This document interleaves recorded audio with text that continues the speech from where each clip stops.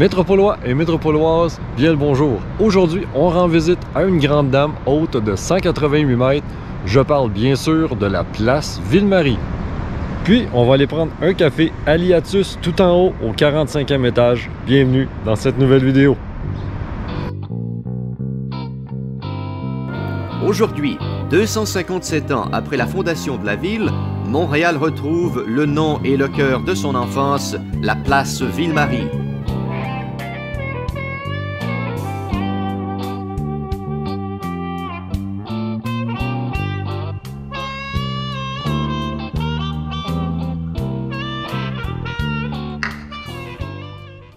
Au début des années 1920, à l'emplacement même où se trouve la place Ville-Marie aujourd'hui, c'était une fosse de 15 mètres de profond où passait le chemin de fer du Canadien national.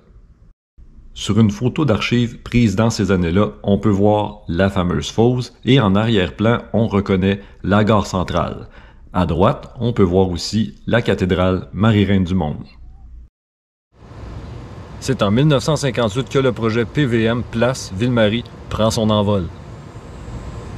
Lancé par le promoteur William Zickendorf, ce projet visionnaire avait pour but d'attirer les grandes entreprises près du réseau ferroviaire et du même coup réorienter le développement du centre-ville de Montréal. Pour réaliser le projet, M. Zickendorf recrute le duo d'architectes Leo Ming-Pei et Henry Cobb.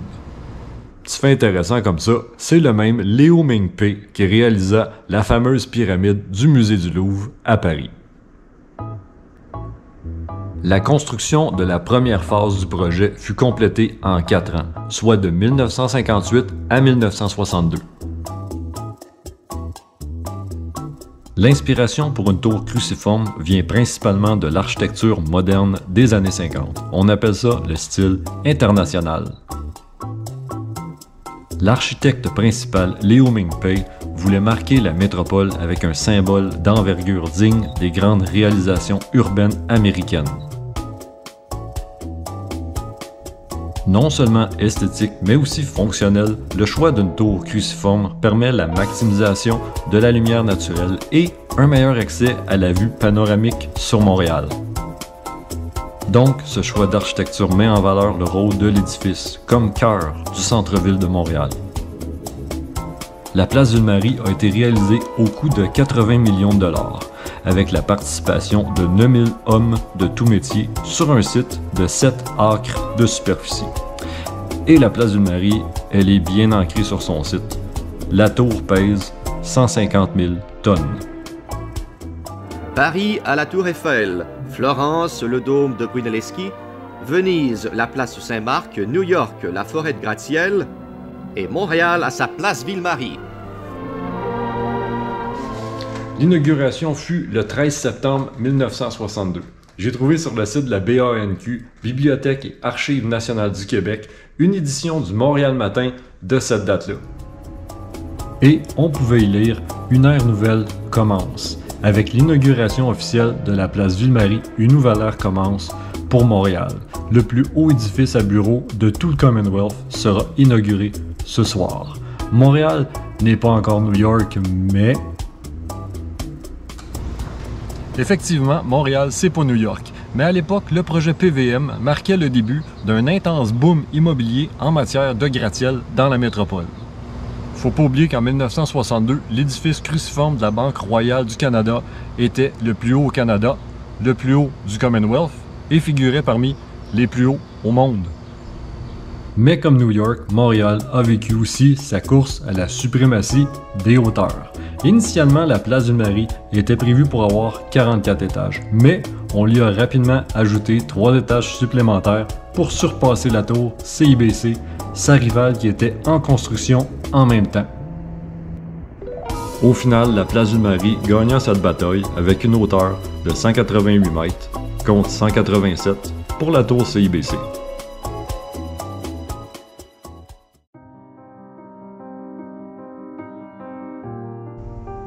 Aujourd'hui, en regardant l'horizon du centre-ville, on a du mal à s'imaginer l'importance qu'avait la place Ville-Marie. La Grande Dame de Montréal semble maintenant se fondre parmi les autres grandes surfaces d'acier, de béton et d'aluminium, érigés au cours des années. Bien sûr, la place Ville-Marie ne figure plus parmi les plus hauts gratte-ciels mondiaux du Commonwealth ni du Canada, mais la Grande Dame de Montréal restera celle qui a fait entrer notre belle métropole dans sa modernité.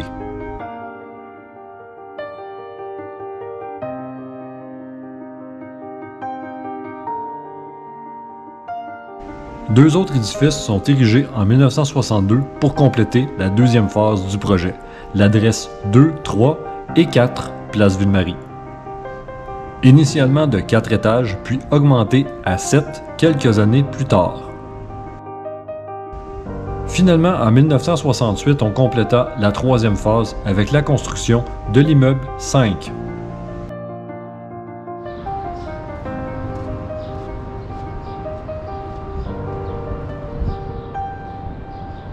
La fameuse anneau de la place Ville-Marie, tantôt apprécié, tantôt dénigré ou même mal compris, l'anneau de 30 mètres de diamètre est une installation artistique qui symbolise l'union entre la ville de Montréal, la place Ville-Marie, les Montréalais et Montréalaises et les visiteurs d'ici et d'ailleurs.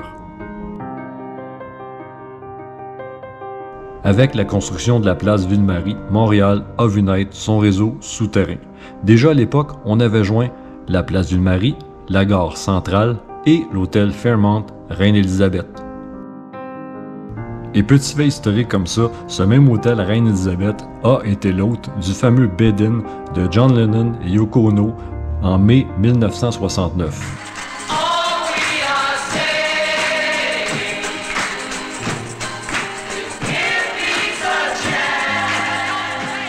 En gros, c'était une protestation non violente contre la guerre au Vietnam et du même coup, sensibiliser le public à la paix et à l'amour.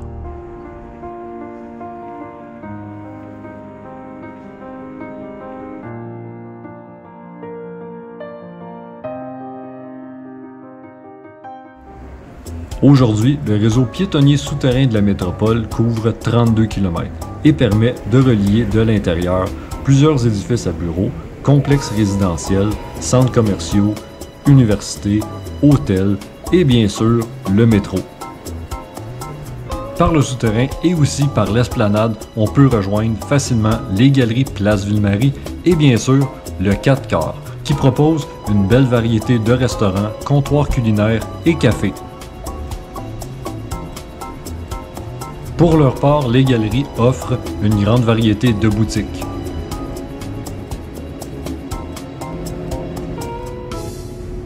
Bon ben, tant qu'à parler resto et café, c'est maintenant le temps de monter au sommet.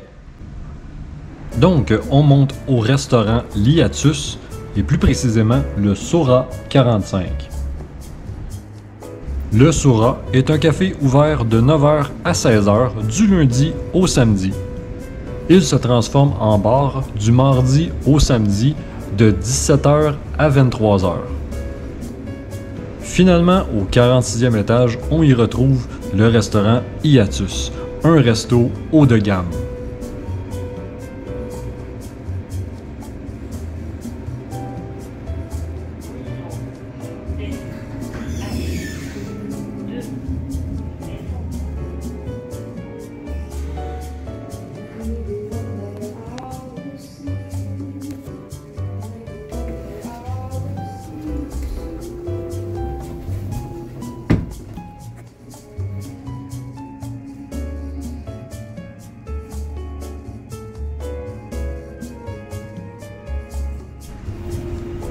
Pour se rendre au 45e étage, on doit prendre, eh ben oui, un deuxième ascenseur.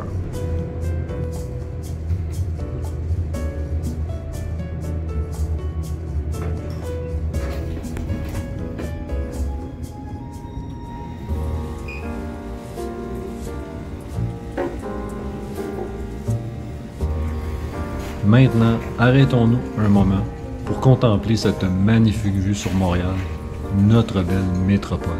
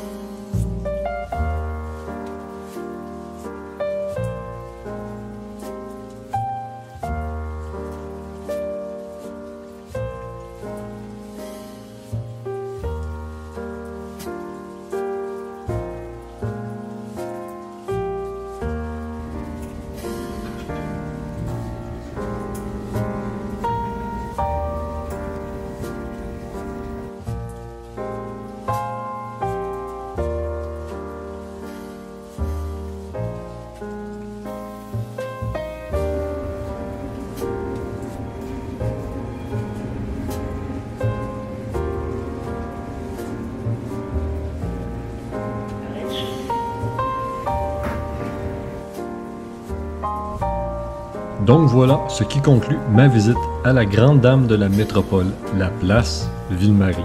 Pour plus d'infos, je mets 2 liens pratiques dans la description.